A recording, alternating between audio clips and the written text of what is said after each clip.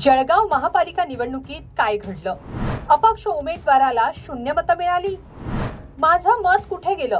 उमेदवाराचा सवाल. Post viral, सत्य काय?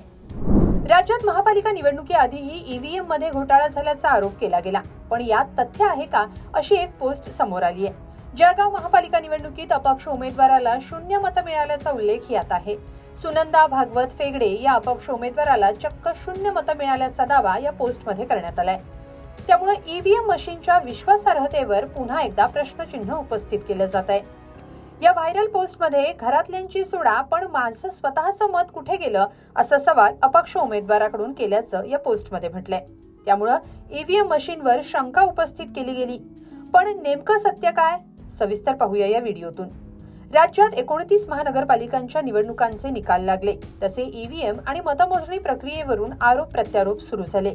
याच दरम्यान सोशल मीडियावर एका पोस्टनं धुमाकूळ घातलाय. जळगाव महापालिकेच्या प्रभाग क्रमांक 1 क मधल्या अपक्ष उमेदवाराबाबत ही पोस्ट होती.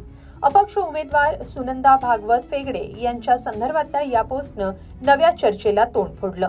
या पोस्टमध्ये सुनंदा फेगडे यांच्या नावापुढे 0 हा आकडा दाखवण्यात आलाय. एखाद्या उमेदवाराला निवडणुकीत 0 मतं कशी मिळतील असा सवाल या निमित्तानं उपस्थित झाला.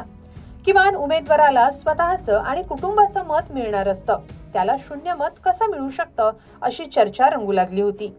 या पोस्टमुळे निवडणूक यंत्रणेच्या पारदर्शकतेवरही अनेकांनी शंका उपस्थित केली. स्वतः सुनंदा फेगडे यांनीही यावर नाराजी व्यक्त केली.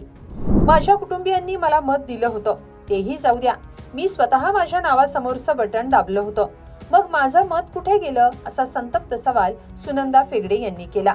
पण खरंच असं झालं का? सुनंदा यांना मिळालेली काही मतं गेली कुठं? ईव्हीएम मध्ये खरंच गोंधळ झाला का? नेमकं काय झालं? सोशल मीडियावर व्हायरल होत असलेल्या या दाव्याची पडताळणी केली गेलीये. त्यावेळी मोठी बाब उघड झालीये. या पोस्टची पडताळणी केल्यानंतर ही पोस्ट म्हणजे अर्धवट सत्य असल्याचं आता समोर आलंय. सुनंदा भागवत फेगडे यांनी अपक्ष म्हणून निवडणूक लढवली होती आणि त्या या निवडणुकीत पराभूत झाल्या हे खरं आहे. मात्र त्यांना 0 मतदान पडल्याचा दावा अर्धवट आहे आणि तो चुकीचा आहे. व्हायरल झालेल्या पोस्टमध्ये जो 0 हा आकडा दिसतोय तो केवळ टपाली म्हणजेच पोस्टल मतदानाचा आहे. सुनंदा फेगडे यांना टपाली मतदानात एकही मत मिळालं नाही हे तांत्रिक दृष्ट्या सत्य आहे. हे खरं असलं तरी ईव्हीएम मशीन मधल्या मतमोजणीत त्यांना एकूण 92 मतं मिळाली आहेत. थोडक्यात काय तर सुनंदा फेगडे यांना 0 मतं मिळाली हे खरं आहे, पण ती पोस्टल मध्ये. ईव्हीएम वर झालेल्या मतदानात सुनंदा यांना 92 मतं मिळाल्याचं आता स्पष्ट झालंय. दरम्यान जेव्हा सुनंदा फेगडे यांना 0 मतं मिळाल्याची पोस्ट व्हायरल झाली तेव्हा मोठ्या वादाची सुरुवात झाली. सुनंदा फेगडे यांची घटना म्हणजे ईव्हीएम वरील संशयाचा थेट पुरावा असल्याचं बोललं गेलं. पण जळगावच्या या प्रकरणात केवळ टपाली मतदानाचा आकडा दाखवून संपूर्ण निकालाबाबत संभ्रम निर्माण करण्याचा प्रयत्न केला गेला. पण या निमित्तानं आणखी एक बाब समोर आली आहे. सोशल मीडियाच्या जमान्यात कोणत्याही संदर्भाशिवाय आणि अपूर्ण माहितीच्या आधारावर ही पोस्ट शेअर करण्यात आल्याचं आता समोर आलंय. प्रत्यक्षात 92 मतं मिळालेली असताना 0 मतं मिळाल्याचा दावा केला गेला. त्यातून दिशाभूल झाल्याचं आता समोर आलंय.